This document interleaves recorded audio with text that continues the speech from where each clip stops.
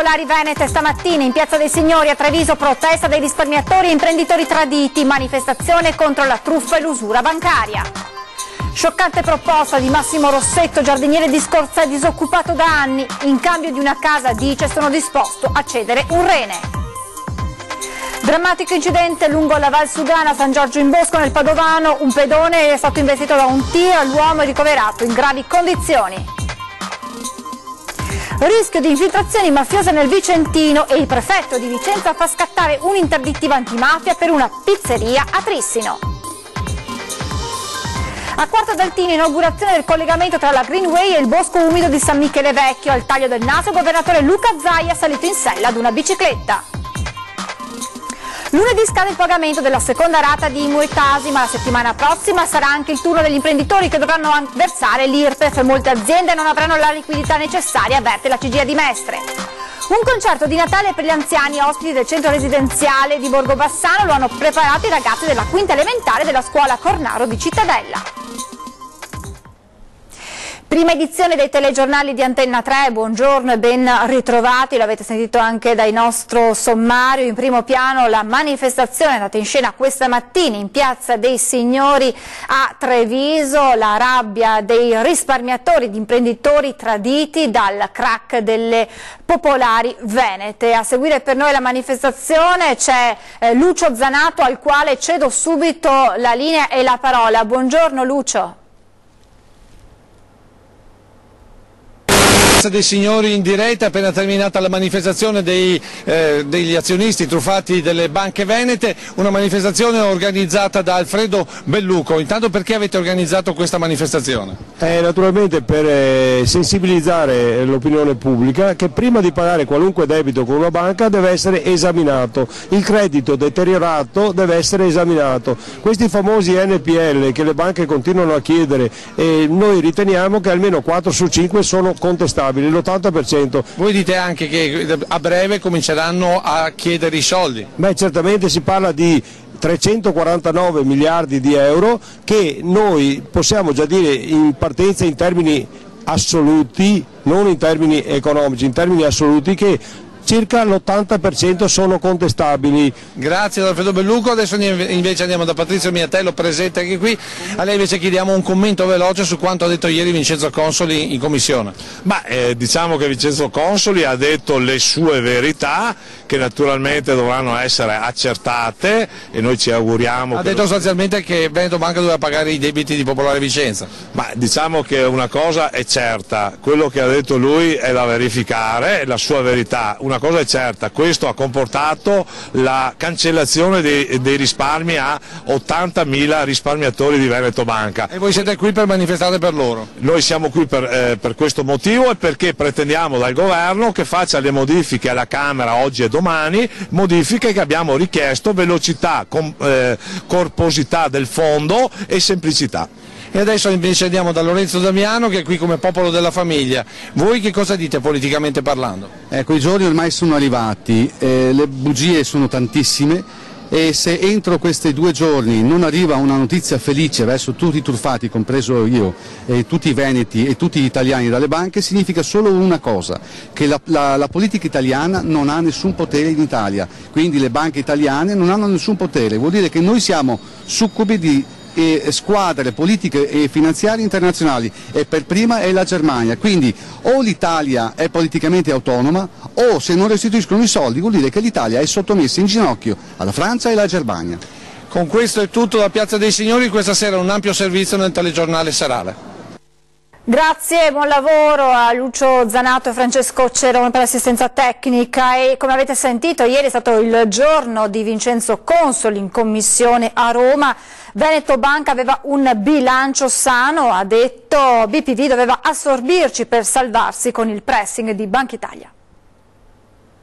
Il 6 di novembre il dottor Barbagallo arriva in Veneto Banca perché ci deve consegnare la memoria ispettiva, ci chiede di allontanarci un attimo dal consesso in cui eravamo e porta il presidente Trinca e porta Consoli nello studio di Trinca e qui dice che la banca non è più in grado di camminare con le proprie gambe e deve andare con una banca di adeguato standing.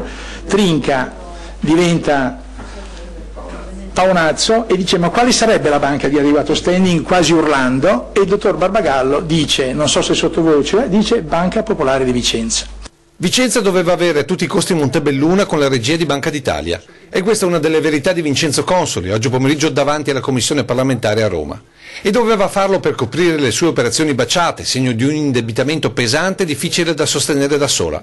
E qui Consoli lancia una nuova accusa, dopo aver spiegato alla Commissione che il valore reale delle baciate di Veneto Banca erano appena il 5% dell'intero pacchetto clienti. Roma non crede che ci siano così poche baciate in Veneto Banca e quindi chiede agli ispettori di continuare a cercare, continuano a cercare, tanto che non se ne trovano si stringono un pochettino le maglie. Ecco che nelle passività entrano oltre 13.000 clienti di peso come la Lotto. Per Lotto chiesero 6 milioni di accantonamenti, a me risulta che Lotto continua ad operare, che funziona tranquillamente, nei giorni più scorsi Lotto ha smentito che ci siano problemi di questo genere. L'obiettivo secondo Consoli era, come è avvenuto, soffocare la banca con i fondi obbligatori di accantonamento su crediti inesigibili, arrivando a calcolare anche gli oltre 380.000 affidamenti privati per mutui casa. Poi Veneto Banca, per sopravvivere, avrebbe dovuto sposare per forza la Vicentina, portando in dote il vero bilancio, che secondo Consoli sarebbe tutt'altro che disastroso, e questo per coprire le baciate vicentine, come scappò ad uno dei controllori di Banca d'Italia. Il dottor Nardone, che evidentemente si può sentire, mi chiamò per dire: guarda che da Roma mi stanno dicendo che devo stare ancora qui perché non si capisce, perché a Vicenza trovano miliardi di operazioni baciate e qui non se ne trovano, mi hanno detto di continuare a cercare. Poi c'è il capitolo Boschi e Banca Etruria, con l'incontro di Consoli e Trinca col papà dell'allora neoministro. Ho incontrato il signor Boschi, ci siamo messi a parlare delle vicissitudini di Veneto Banca e di Etruria, facendo i commenti che voi potete immaginare, ma io per pudore non faccio. Dopodiché arrivò il ministro Boschi, lei ci salutò, è stata lì con noi un quarto d'ora, non lo so, ma è stato un tempo brevissimo, dopodiché si è alzata e se n'è andata. Voltiamo pagina, parliamo della scioccante proposta di un disoccupato di Scorzè. Sono pronto a cedere un rene, dice, in cambio di una casa. Io do un rene a chi ha bisogno per un tetto. La speranza di una vita per la speranza di un tetto. Semplice e agghiacciante la proposta di Massimo Rossetto, giardiniere di Scorzè. Durante gli ultimi anni di crisi economica ha fatto sempre più fatica a trovare lavoro, fino a perdere la sua casa e diventare un senzatetto. Attualmente vive ospite nel garage di un amico, ma il 31 dicembre dovrà abbandonare anche questa sistemazione di fortuna e la disperazione lo ha portato a voler monetizzare l'unica cosa di valore che gli è rimasta, un organo del proprio corpo. Penso che uno che sia in difficoltà di tornare a avere una vita normale pensa che non abbia un prezzo, il prezzo se lo faranno loro. Un piccolo casolare che sia vivibile, acqua, luce, e dopo mi arrangio io di mettere a posto tutto. In alternativa assicura è disposto ad accettare qualsiasi lavoro. Non mi sento vecchio, mi sento ancora giovane in forza. Il lavoro posso svolgerlo. Se c'è qualcuno che adesso ha bisogno di manodopera nel periodo invernale dove io sono fermo, se può darmela, sono qua. Proposta immediatamente raccolta dal presidente degli industriali veneziani Vincenzo Marinese, perché sostiene nel nostro territorio per chi ha voglia di lavorare, non è vero che non ci sono possibilità. Il discorso rientra nella città metropolitana di Venezia, vuole che non troviamo un'impresa, dipende da lui, dipende solo da lui, perché il lavoro c'è, bisogna vedere se si ha il sacrificio del lavoro, che sono due abbinamenti difficili da abbinare. Ci spostiamo nel Padovano con la cronaca, con un drammatico incidente accaduto lungo la Valsugana, una persona è ricoverata in gravi condizioni. Sono gravi le condizioni di un pedone investito da un camion a San Giorgio in Bosco. L'uomo è stato travolto per cause ancora in corso di accertamento lungo la strada statale Valsugana mentre si trovava nei pressi di una chiesa. Soccorso dai sanitari del SUAM 118 è stato trasportato d'urgenza all'ospedale di Padova, dove si trova ricoverato in condizioni serie. Sul posto anche i carabinieri. E altro incidente stradale ieri sera, poco dopo le 22, sempre nel Padovano, ad Albignasego, uno scontro tra due vetture ha provocato il ferimento di 2 persone. Le squadre dei Vigili del Fuoco intervenute da Padova con 2 mezzi hanno messo in sicurezza le vetture ed estratto una donna rimasta incastrata all'interno dell'auto rovesciata su un fianco. La ferita è stata stabilizzata e trasportata all'ospedale dai sanitari del SUEM. Ferito anche l'altro giovane autista della seconda vettura coinvolta, anche lui trasferito in ospedale. I carabinieri e la polizia locale sono intervenuti sul posto per deviare il traffico e per effettuare i rilievi del caso. Le operazioni di soccorso sono terminate dopo circa 2 ore. Altro incidente è accaduto nel Trevigiano, stavo uscendo dal parcheggio in retromarcia quando ha urtato un'anziana. L'automobilista però non si è fermato e dopo un attimo di esitazione ha ingranato la marcia ed è fuggito. La polizia lo ha già identificato. Ha ingranato la retromarcia per uscire dal parcheggio ed ha urtato un'anziana di 79 anni facendola cadere a terra. L'automobilista, invece di fermarsi a prestare soccorso, prima ha rallentato, una piccola esitazione, ma poi è ripartito senza guardarsi indietro, forse alla guida della macchina un neopatentato. L'incidente è avvenuto davanti al bar Cristallo in via Dalmazia a Montebelluna. Il pirata, fra l'altro, non si è accorto nemmeno che dietro c'era un testimone che ha preso il numero della targa, il modello della sua vettura, un Alfa Romeo grigia. Poi ha chiamato i soccorsi e le forze dell'ordine. L'anziana è stata ricoverata in ospedale, le sue condizioni non sarebbero gravi. Sul posto la polizia locale, che grazie ai dati forniti dal testimone non ci ha messo molto a identificare il proprietario dell'auto. I vigili hanno voluto lanciare un appello al conducente che ha investito l'anziana perché si presenti al comando al più presto per non aggravare ulteriormente la sua posizione. Rischio di infiltrazione mafiose nel Vicentino, così il prefetto di Vicenza fa scattare un'interdittiva antimafia per una pizzeria di Trissino. Trissino, la lunga mano della criminalità organizzata, rischia di attecchire anche nel comune vicentino. Nel mirino la pizzeria di proprietà della società Gaglioppo, ed è a questa che il prefetto ha fatto pervenire la misura interdittiva e ha disposto la chiusura dell'attività. Il motivo è da ricercare nei titolari, un calabrese, Gaetano Aloe, che conta motivi ostativi al rilascio della comunicazione antimafia, e per questo l'attività risulta intestata alla società di cui è a capo la compagna. Aloe, figlio di un capo clan ucciso negli anni '80, vanta numerose condanne per reati gravi commessi in Calabria e da qualche anno vive a Trissino con la compagna e i genitori di lei. In pizzeria peraltro lavorano altri calabresi, parenti di affiliati e organizzazioni criminali, una situazione rilevata alla Guardia di Finanza che ha portato il prefetto a far scattare la misura.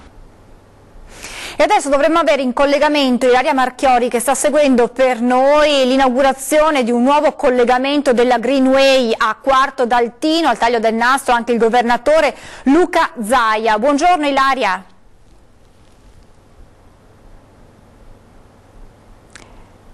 Ilaria, ci sei? Mi senti?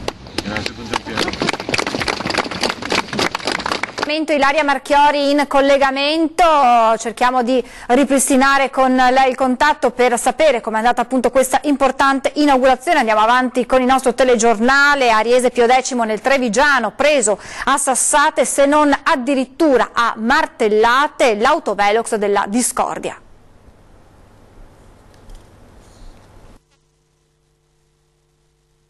L'autovelox di Riese Pio X, contestato sia dagli automobilisti multati che da rappresentanti delle istituzioni, è sparito e il motivo ora è chiaro. Ignoti, vandali occasionali o qualcuno che voleva intenzionalmente toglierlo di mezzo l'hanno preso a sassate, forse addirittura a martellate, tanto che l'apparecchio posizionato lungo via Kennedy, la strada che da Riese conduce ad Altivole, è stato smontato e inviato alla manutenzione per essere riparato.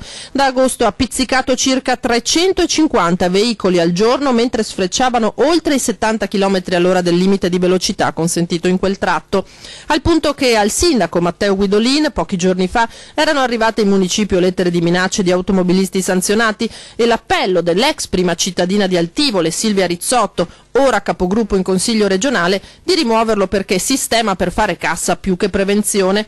Ma anche con l'autovelox KO Guidolin tira dritto e oltre a riposizionare l'apparecchio annuncia che verranno installate delle telecamere per smascherare eventuali vandali.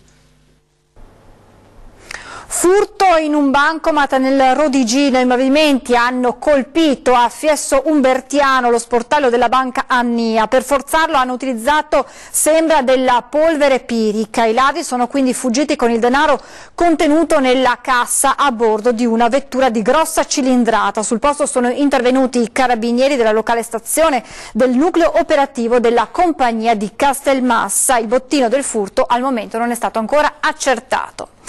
Lunedì scade il pagamento per la seconda rata di IMU e Tasi, ma non è l'unica scadenza fiscale in programma la prossima settimana. Prossima sarà la settimana di Natale, con gli italiani alle prese con gli ultimi acquisti, con la preparazione di cenoni e pranzi, ma per milioni di cittadini sarà la settimana del pagamento della seconda rata di IMU e Tasi. Per i proprietari delle case di lusso, degli immobili strumentali come negozi, capannoni, uffici, botteghe e per i titolari delle seconde e terze case da versare entro lunedì. La CGIA di Mestre ha calcolato in 9,9 miliardi di euro il valore delle due imposte, ma non solo, perché, spiega Paolo Zabeo, coordinatore dell'ufficio studi della CGIA, gli imprenditori dovranno versare le ritenute IRPEF e i contributi previdenziali dei propri dipendenti e collaboratori. Inoltre, coloro che sono tenuti al pagamento su base mensile dell'IVA dovranno corrispondere all'erario l'imposta riferita al mese di novembre. E ancora, se si considera che entro Natale bisognerà erogare anche le tredicesime, per moltissime imprese, soprattutto quelle di piccola dimensione, continua Zabeo, non sarà facile disporre della liquidità necessaria per onorare tutte queste scadenze. Se da un lato le tasse locali non hanno subito alcun aumento, c'è da dire, spiegano dalla CGIA, che il carico fiscale che grava sulle spalle dei contribuenti italiani rimane ancora su livelli non più sopportabili. In linea puramente teorica, conclude Zabeo, nel 2017 ogni italiano verserà mediamente 8.000 euro di imposte e tasse all'erario, somma che si alzerà fino a sfiorare i 12.000 euro se si considera anche il pagamento dei contributi previdenziali. Siamo ora in grado di collegarci con Ilaria Marchiori, che a Quarto d'Altino ha seguito l'inaugurazione di un nuovo collegamento della Greenway. Buongiorno Ilaria, a te la linea. Sì, buongiorno Francesca, buongiorno a tutti i telespettatori. Come hai già anticipato, è stato inaugurato proprio da pochissimo, è appena terminato il taglio del nastro con conseguente buffet, il collegamento tra la Greenway e il bosco umido di San Michele Vecchio a Quarto d'Altino. Perché ho detto il buffet? Perché questa era un'opera che si attendeva già da qualche anno, per la precisione da ben 3 anni, ed era stato anche oggetto di numerose polemiche perché ad un certo punto i lavori erano anche stati interrotti. Ricordiamo che il territorio di Quarto è crocevia di vari percorsi ciclabili, quali la pista Claudia Augusta, anche il percorso della memoria, e la Dolomiti Venezia, la pista ciclabile dell'amicizia Venezia-Monaco, un percorso con un lungo straordinario itinerario naturalistico che poi arriva anche fino dal centro di Treviso fino alle sponde del mare di Jesolo. Al taglio del nastro anche il governatore veneto Luca Zaia, che tra l'altro ha dato una notizia molto particolare e anche interessante, soprattutto per gli amanti delle passeggiate, delle camminate e anche dei percorsi in bicicletta, perché ha detto che stanno lavorando per cercare di fare in modo che ci siano dei navigatori sui cellulari, così come per le strade, dunque per percorrere le strade sull'asfalto, anche per potersi orientare nei percorsi a piedi o in bicicletta. Quindi tante novità, una grande soddisfazione e soprattutto tanta voglia da parte dei cittadini di Quarto, ma non solo, di percorrere questo nuovo percorso in bicicletta e poi anche a piedi. Per il momento da Quarto è tutto, se non ci sono domande restituisco la linea. Grazie Ilaria e buon lavoro. Adesso ci fermiamo per qualche minuto di pubblicità, restate con noi, a tra poco.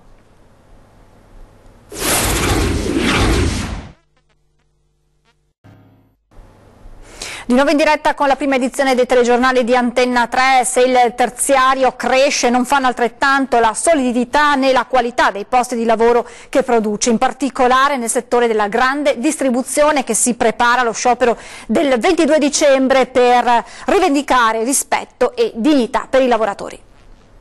Io mi scambio i figli al centro commerciale perché il marito che fa magari i turni in un'industria prende i bambini di lei che va a lavorare all'interno del centro commerciale alle 4, 4 e mezza. Io mi domando se questo effettivamente sia in qualche modo il sistema che vogliamo tutti. Orari di lavoro comunicati oggi per domani, magari con un WhatsApp, turni improvvisati, conciliazione dei tempi di vita e di lavoro impossibile. Quello raccontato dal segretario generale della CGIL Vendrame è solo uno dei tanti esempi di uomini e donne, lavoratori della grande distribuzione, che da 4 anni aspettano un contratto che regolamenti la loro quotidianità, da cui lo sciopero dirompente indetto in Veneto per il 22 dicembre dai sindacati. È necessario perché dopo 4 anni i lavoratori non hanno un contratto, non hanno delle regole e non hanno delle regole che possono dare tempi di vita e tempi di lavoro. Proponiamo alle aziende della provincia, del territorio, di sedersi al tavolo con le organizzazioni sindacali per cercare di trovare delle mediazioni e delle novità rispetto a questo. Terziario in costante crescita ma scarsa qualità dei posti di lavoro e diffuso precariato. Non sono esenti neppure realtà come le coop, che dovrebbero avere il sociale come principale obiettivo ma che si stanno invece allineando alle multinazionali. Dobbiamo andare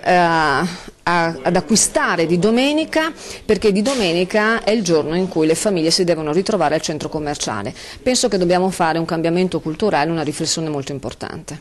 Io penso che dovremmo riflettere un po' di più su rendere favorevole il contesto di lavoro a persone che giustamente hanno la loro famiglia e hanno le loro esigenze e che quindi probabilmente, se dando risposta a quello, sarebbero anche più attivi, produttivi, gentili, tutto quello che ci mettiamo anche sul luogo di lavoro. Parliamo ora di cattive abitudini al volante. Più di 1000 padovani sono stati multati nel 2017 per guida col cellulare, un dato in netto aumento rispetto agli anni precedenti. Nonostante le tante campagne di guida sicura, l'abitudine di parlare al cellulare mentre si è al volante non solo rimane, ma addirittura si rafforza tra gli automobilisti padovani. Dal 1° gennaio di quest'anno sono già state elevate più di 1000 multe per guida col cellulare, un dato in netto aumento rispetto a quello degli anni precedenti. Nel 2016 le multe erano state molto meno, poco più di 600, anche se comunque in crescita rispetto alle 522 dell'anno prima. Torniamo in provincia di Treviso con le notizie. Nasce Mom App, l'app gratuita di mobilità di marca per riuscire a pianificare un viaggio, acquistare un titolo di viaggio o vedere quale autobus prendere. D'oggi in poi tutto sarà a portata di smartphone. Si chiama Mom App ed è un'applicazione gratuita che, una volta scaricata nello smartphone, sarà in grado di rivoluzionare il viaggio urbano ed extraurbano delle linee della Mom. Con grande precisione questa app sarà in grado di dirci dove passano le linee più vicine e a che ora arriverà l'autobus alla fermata che ci interessa. Pianificazione del viaggio e informazione in tempo reale, ma non solo. Mom App ci potrà evitare l'acquisto del biglietto cartaceo, perché dal nostro telefonino sarà possibile in pochi clic acquisire sia il ticket che l'abbonamento digitale. L'obiettivo è facilitare al massimo l'accesso all'acquisto e ai servizi ai clienti abituali, in maggioranza studenti e ragazzi, grandi fruitori di smartphone. Abbiamo pensato a questa app proprio come uno scaffale virtuale, molto facile da utilizzare, quindi come sono tutte le app molto smart, che possa essere utilizzato sia per gli studenti, sia per i lavoratori, ma anche per chi ha anche poca familiarità con questa tecnologia. Plaude all'iniziativa la provincia di Treviso, azionista di riferimento della Mom. Qualcosa di nuovo che esce sotto il profilo della tecnologia, che aiuta gli utenti a fruire del servizio in un modo facile. Un concerto di Natale per gli anziani ospiti del centro residenziale di Borgo Bassano lo hanno preparato i ragazzi della quinta elementare della scuola Cornaro di Cittadella.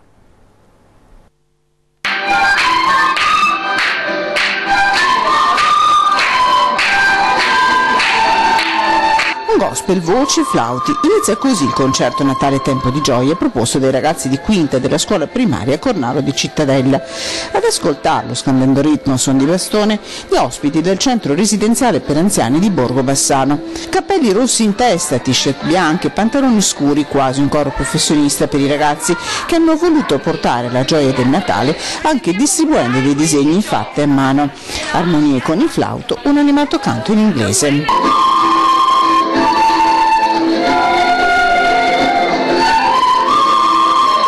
Una festa con tanto di battimani, un momento di gioia che gli insegnanti hanno inserito nel percorso di educazione alla cittadinanza dei ragazzi, stimolati a partecipare in modo attivo e solidale alla vita della comunità, portando con la loro gioia e spensieratezza attimi di luce in questi giorni di festa.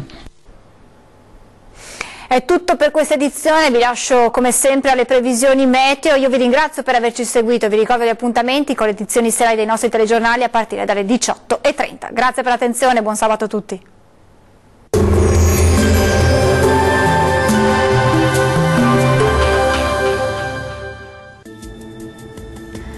Tempo in prevalenza buono sulle nostre regioni, ma decisamente più freddo. Attendiamoci dunque un brusco calo termico. Vediamo il dettaglio del 16 dicembre.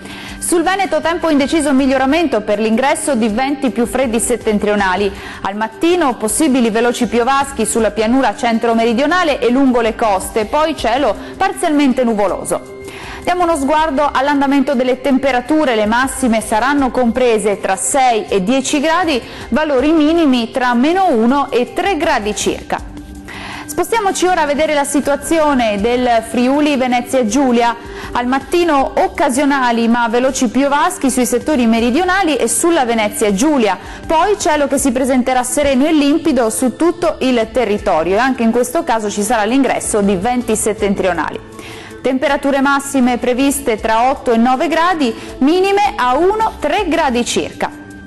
Concludiamo infine con uno sguardo alla situazione del Trentino Alto Adige, anche qui il tempo sarà in miglioramento su gran parte del territorio con cielo sereno e terso, soltanto sui confini alpini esteri si attendono nevicate diffuse fino a valle.